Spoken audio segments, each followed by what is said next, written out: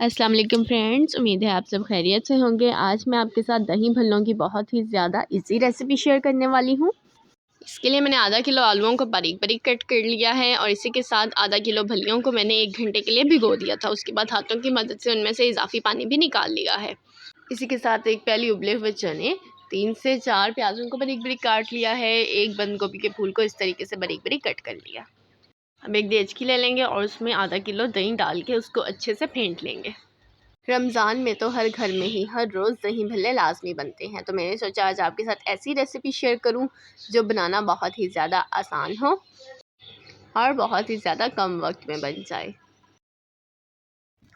इसी के साथ पुदीने की चटनी के 2 बड़े टुकड़े इसमें शामिल कर देंगे, आधा चम्मच नमक शामिल कर देंगे और इसको अच्छे से मिक्स कर लेंगे।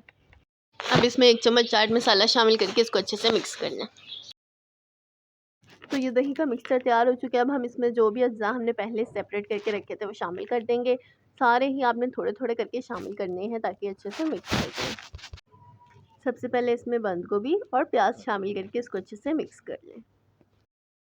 अब इसमें बाकी अज्जा भी थोड़े थोड़े करके शामिल करें और इसको अच्छे से मिक्स करते जाएं। वीडियो अगर अच्छी लगी हो तो लाइक बटन को प्रेस कीजिए, ये आपकी तरफ से मेरी हौसला अफजाई होती है ताकि मैं आपके लिए इस तरीके से सिंपल रेसिपीज़ ला सकूं जिसको बनाना बच्चों का खेल है। तो बस बहुत ही एहतियात से इन सभी चीज़ों को मिक्स कर देंगे और बहुत ही कम वक्त में हमारे ये मज़ेदार से दही भल्ले बन के तैयार हो चुके हैं।